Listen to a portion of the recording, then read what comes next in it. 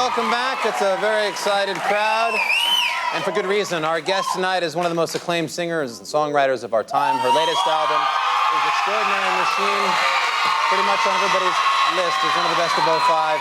Here she is, Fiona Apple. Fiona.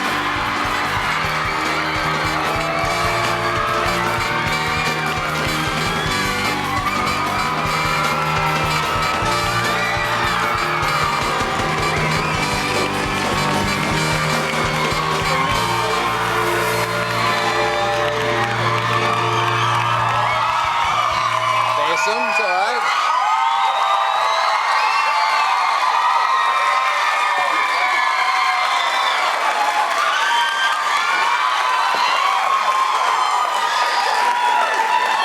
Please, Fiona and I don't like that kind of attention. We just like to eat our meals in private, like two normal people. This is inside. We have this, everybody here obviously huge fans of yours, as are we, but you know, outside there's, we have a shot outside. There's like 200 people outside that couldn't even get in.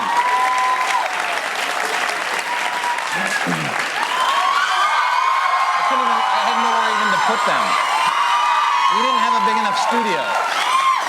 Oh my goodness. That's never happened before in the 22-year history of this show. Have we ever had to leave people outside? Do you know what's funny is that that's not going to help my self-esteem at all. What do you mean? What is wrong with your self-esteem? Oh, that's the bad subject. Let's get on to... Oh, it's all about self-esteem here. I'll hold up a picture. You tell me what you see, Fiona. Congratulations on the record, and honestly, thank you for being here. Let's talk about the record. Extraordinary Machine. How much time had elapsed between this and the last record? Was it 6 years? 6 years. What were you doing? Nothing. Just hanging? I really wasn't doing much at all. I feel now, in looking back, that I should have been doing something interesting so that I would have something interesting to talk about when this question was asked of me, and also because it would just be good to have accomplished something over 6 years.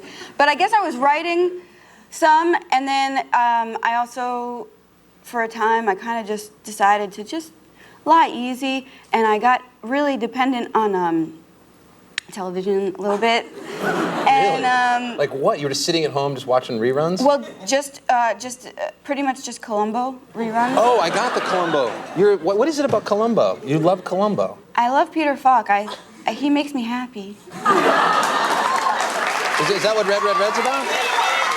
No, Why didn't you write about Columbo in here? I was already, probably because I finished as many songs as you need to put on an album, and I'm lazy, and I wanted to watch TV. Wow, I know that you have a thing. You know, I grew up here in Los Angeles, and I used to carry Peter Falk's golf bag when I was like 16. That's how I earned. He'd give me like $50. He'd say, "Here, kid, here you go." He'd have the cigar, like full-blown Columbo. That's why you're successful. You you really have a thing for him. Yeah. I heard that, and I thought that can't be true. So, you know, he's an artist as well. I know he's an artist. Well, we got you. I called his office, and he sketches himself. He signed it to you there, too. No! Yeah. Little words of inspiration, too. Here. Are you kidding? Yeah. Isn't that cool? I swear. Hey, he's no spring chicken either. The dude's, you know, but he's so sharp, and he's got good penmanship. It says Fiona. What do you read it out loud? Fiona, keep those sounds coming. Love 'em, Peter.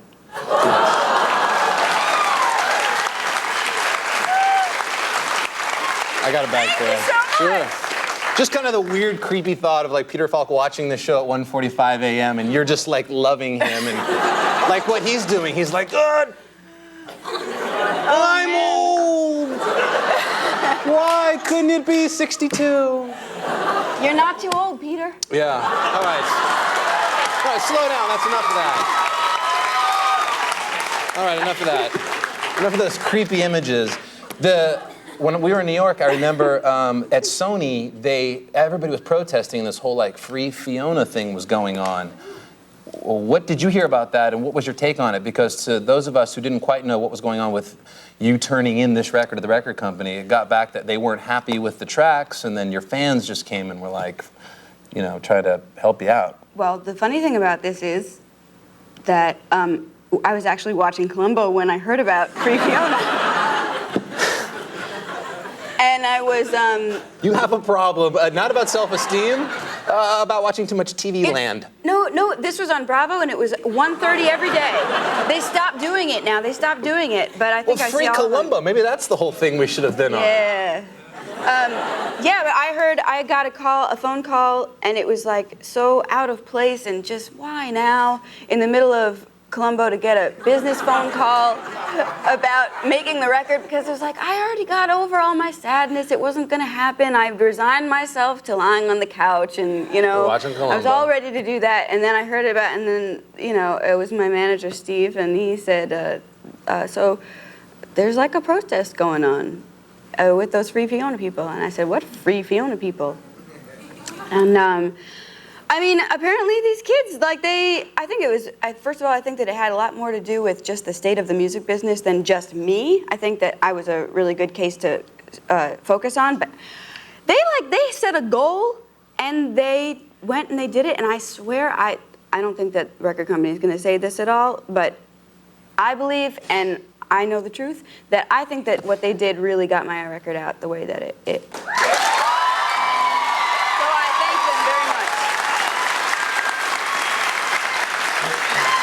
Well, it's kind of a love-hate thing.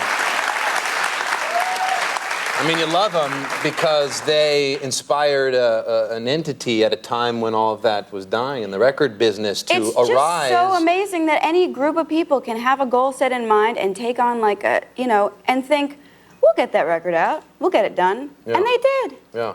I would have been like, I probably can't do it, I won't do anything. Right. And they taught me a lesson that way, so.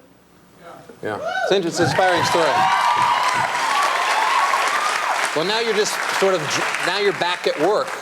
It's like the masses, like the Mummies were just like, we need you, and now you're back and you've made this great record that was just like about the best record that came out in 2005. You're on tour with Damien Rice right now, and you're back in full swing. No more couch, no more Columbo.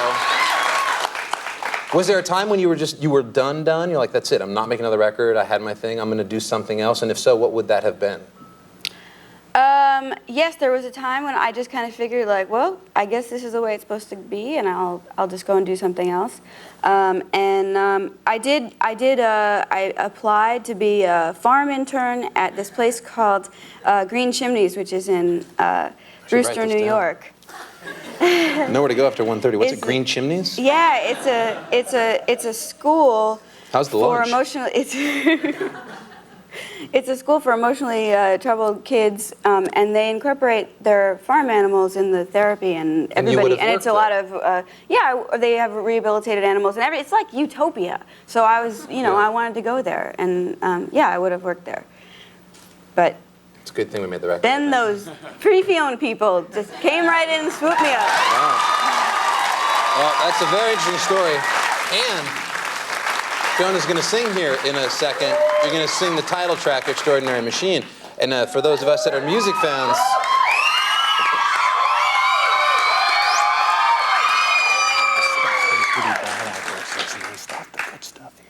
you know what I mean? Yes. All right, we'll take a break with Fiona Apple. She'll sing right after this. Extraordinary Machine.